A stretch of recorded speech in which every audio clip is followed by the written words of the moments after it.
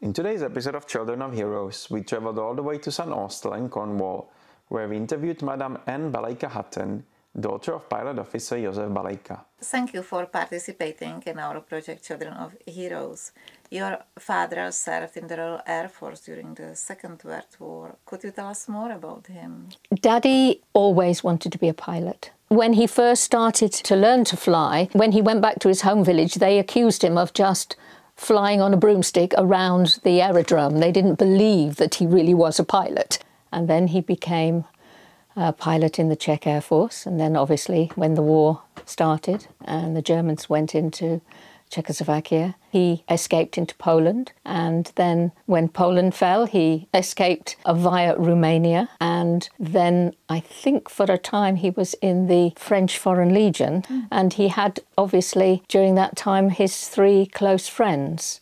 And they eventually, you know, were called the Cloverleaf Four. Yeah, and they were very famous. Yes, yes. I don't think they realised how famous they were going to be. And obviously Daddy was the only one who survived, you know, the war. After the French Foreign Legion, they were encouraged to go to France, and some of them were, they asked them would they like to go to South America, and then there was an appeal and they said, no, go to England and fight in England. And so he did, and he always tells the story of the fact that he was on a train and half of the train had the Czech forces and the other half had the Polish forces. And he had obviously friends in the Polish forces, and he was in the wrong half of the train when the train split. And the Czech half of the train went in one direction and he went the other direction. And he actually ended up in Blackpool. He did some training there, and he met my mother there briefly. Mummy worked for the War Office, and so she went back to London. And then he met Irene, who became his first wife. And then he was given the training and ended up in 303 Squadron, which was actually the Polish squadron. This is from Irene, and it says, Joseph, as he was on arrival from France, he spent his time on Spitfires and Hurricanes, and he actually had what they called a sort of a near-death experience. When he came out of clouds, he joined a squadron, and unfortunately it was a German squadron, so he dived in his plane, but realised he wouldn't be able to come out of the dive, and ended up upside down flying. I think he blacked out, and when he brought the plane back to the aerodrome, you know, the rivets and things, the wings were buckled, and the manufacturers, I think Vickers Armstrong, said it was the closest. They thought he'd gone through the sound barrier, but in the end they said no, he hadn't. They were pleased he'd brought it back because they then strengthened the plane, because so many pilots had lost their lives in a dive when the plane broke up. So yes, he was always pleased to think he was the first man to nearly go through the sound barrier and live. But because of that, he damaged his ears. So he was not able to do the high flying of Spitfires and Hurricanes. So he ended up as a trainer, and he did training and instructors. And then they put him on Liberators, and they were working at the time towards the D-Day. And you mentioned that he was the only one of the four who survived the war. Yes. How did the loss of his friends impact him? I think at the time, you know, when you think about it, it's the adrenaline and everything. And I think it was the fact that they had died fighting for their country in the end. I think it was an everyday occurrence for them at that time. I think later he realised, obviously, how lucky he was, and how how sad it was that they would never do the things that he did later in life, you know, get married and so on, have children. But yes, I mean, they were very close. And in the book, he talks about when they had a picture taken together and they were in a bar in France or something, and they were sort of, you know, celebrating life. And he said he always remembers that. There is a plaque dedicated to your father and to this famous Czech clover leaf. Yes, I was very sad that I was not able to attend any of the unveiling of the plaques, but I have had the footage and everything, so it made me very proud, because I know that, you know, I always wish in a way that Daddy was here to see it, because he would be so proud of the fact that he was remembered, and remembered for the love of his country. The graphic novel is based on the book that I wrote about Daddy. It's his life story, right the way through the war. After the war, he returned to Czechoslovakia, but escaped after 1948. He was married to Irene, his first wife, and he took her back after the war, and he was helping to obviously rebuild the country. But then in 1948, that made it difficult when the communists came in, and they were made to feel unwelcome, and the fact that, you know, their lives or their safety or their security would be in jeopardy. And so he returned to England, and I think at the time with Irene it obviously didn't work out, and so they divorced, and he went to South America to be a pilot with British Guiana Airways. He was flying cargo and some passengers, and he really enjoyed it, and he thought I could start my own business. And he had I think it was another pilot, I'm not really sure, and they decided they would go into business together, and they'd saved some money, and the partner said, I know where we can get some aircraft, and Daddy gave him the money, and he never saw him again. After returning to England, he became a pretty well-known inventor. He did, yes. I mean, he met my mother again. They met in Blackpool, lost contact, and then suddenly they meet each other again. And he decided that he wasn't going to go back, and he joined London Transport. He was a bus driver, but that gave him the freedom to invent. He had over 100 patents and inventions. And what were the most known inventions? Well, you can see he was very far ahead of his time, and we were going to write a book, and Daddy was going to dictate it, and obviously we never did, about his inventions.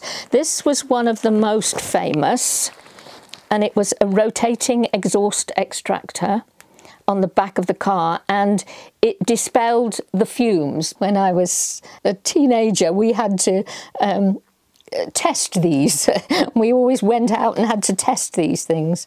He actually suggested in the 1950s that London needed to have its transport controlled by cameras, so to stop all the traffic jams. And they said, oh no, it would be too complicated to do that. Well, of course they do that now. He noticed women who, when they had a puncture, would be standing in the rain by the side of the road, and they wouldn't know what to do when they had a flat tyre.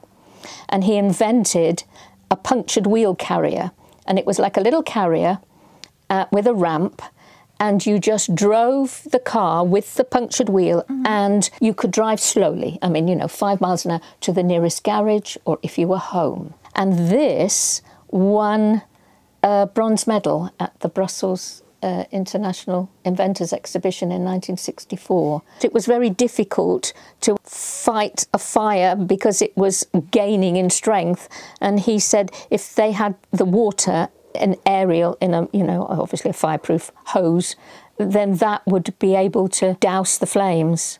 I have all the patents. These are the ones he invented: an ironing rest, outdoor all-weather clothes dryer, hot air clothes dryer, safety switches, exhaust car alarms, mobile watering from the air, that's the one. But because the patents were expensive, once the patent had expired, and if he didn't renew it, then somebody comes along and they scour the patent office for these patents, and then they take them. After the fall of communism, he returned back to Czechoslovakia. Yes, he did. He did it slowly at first. He started as a translator for a folk orchestra from his village, and they came to England to the Billingham Folk Festival. There's a picture of all of us, Daddy in his uniform, and there's my mother and myself. And we were in Czech costume. They lent it to me. And then they asked him again and again, and I think he had obviously had a yearning to go back home. My mother and he really didn't have that much in common, they just drifted apart. So he decided he would go back home. He went back to his home village and he stayed with friends, and he said, I will, have to find somewhere to live. And they said, oh yes, we'll help you, don't worry, but why don't you go and collect the meat that we've ordered from the local butcher? And he said, yeah, okay. And he went in there, and the butchery was owned by Manya, who became his third wife. She said, you don't remember me. I was in the junior school and you were in the senior school, and I know all about you and everything. So he invited her to the meal that they were having that evening with his friends, and then they started going out together, and then they got married. I was there, I was at the wedding, because I always called her my Czech mum. She was lovely, and she adored my father, and he loved her very much. And they shared the same culture, the same language, just that, the fact that they were from the same village, and it just seemed so right. This is Daddy's mother and his grandma. I consider her a heroine. I have the photographs of her funeral. She was so well loved. She saved a lot of lives. She was in a concentration camp. They were half Jewish women and half Slav women. She worked in the kitchen, and she had an apron, and she made a false pocket in the back. Any scraps of food that she could get, peeling the potatoes very thick, or little bits of gristly meat or whatever it was, she put in the pocket, and she went to the toilet block. The toilet block was the Jewish women there and the Slav women there, and she passed food underneath the door to them, and she knew they were starving them. After the war, so many Jewish families came back to her and said, thank you, you saved the family. And you yourself have decided to become a teacher? Yes, I taught mainly English language, English literature, but later I taught French, German. I lived overseas a lot. What was the reason for that? I travelled with my first husband. He was a ship's captain, a sea captain, and I travelled with him on the ships. And then my second husband was a civil engineer, and so he was on projects around the world. And so he would go there, and then I would join him, and then I would find a school nearby, and, knowing we'd be there 2-3 years. What was your favourite place? I loved Taiwan. Taiwan was lovely, the people, and certainly the children in the school. Yes, I think Taiwan in a way, although, I travelled Dubai, Egypt, Pakistan. That was a bit scary, but that was okay. You've been active with various charities, and you are also interested in spirituality and art. Oh, yes. Yeah.